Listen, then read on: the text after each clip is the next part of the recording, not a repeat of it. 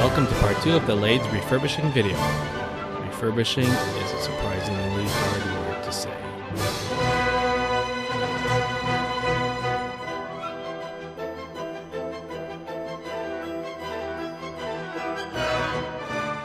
So I screwed up pretty royally. There's a hole right under here. There's supposed to be a nut in there. So I just, added myself like an hour of work.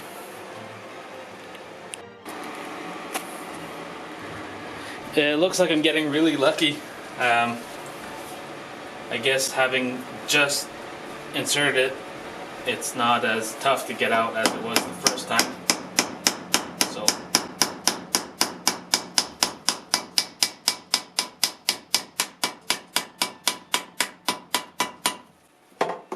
oh, thank goodness. Looks like I'll be able to just hammer it out till I can get the first gear out. And then once that gear's out, I can bring the whole thing forward far enough to be able to put that nut in there. So, oh, that was a close call.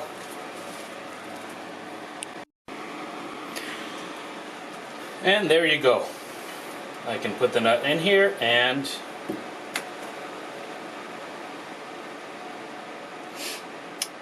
yep.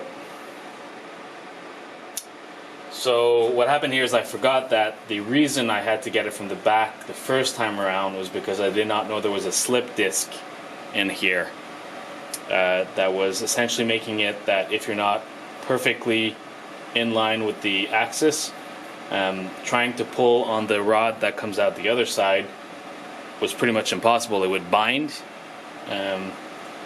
but putting it in won't be an issue. So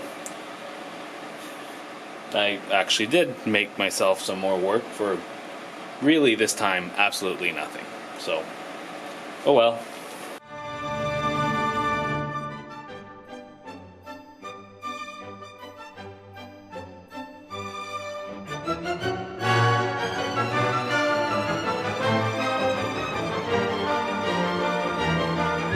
Paint's done. So I did manage to drop 2 pieces, and what I did was I just polished them up with some acetone. It's not giving a really good finish, but the idea is just to kind of take down the higher spots it created, and the streaks are going to be easier to cover with paint when I'm retouching later than the lumpiness that's been left from falling. The good sign though is that it didn't actually remove the paint, it only kind of bent a bit, so that does mean that the primer stuck really well, so that's a good sign, I guess. It's finally time to start assembling the whole thing, so let's go. Perfect, perfect, perfect, perfect.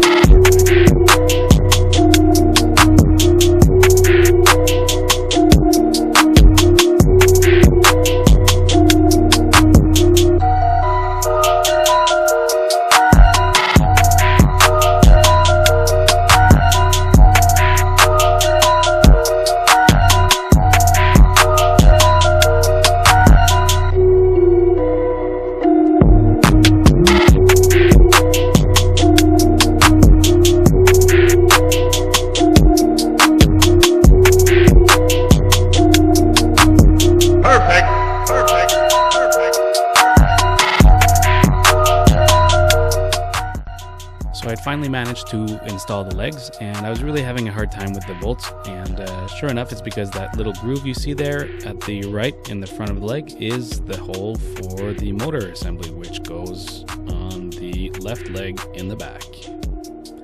Whoops. Cody.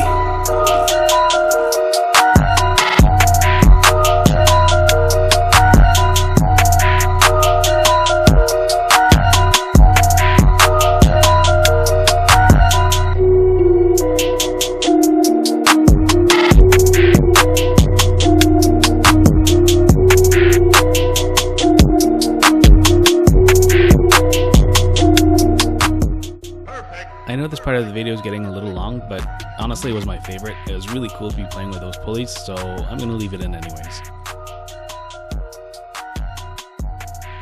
Instead of lifting the the bed again to be able to remove the strap. I actually cut it because it had started showing signs of breaking, so it was better off just cutting it, and now I have a nylon strap I can use for other purposes, but I don't want to accidentally use it and have it fail.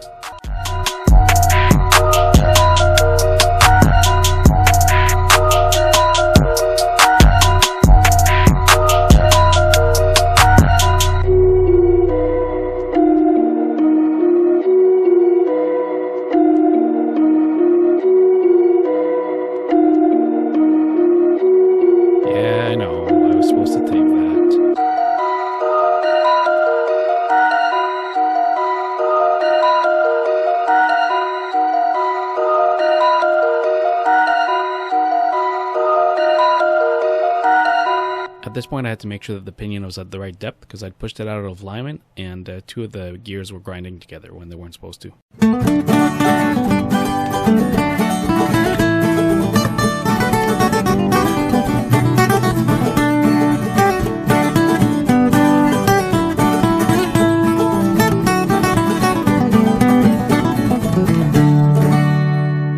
So the piece you can see here is going to end up not fitting, and you can see how I'm going to fix that in my first chips video for my new mill, which I'm going to be uploading real shortly. I hope you enjoyed this, and I'll see you shortly in my next refurbishing videos and my first mill video.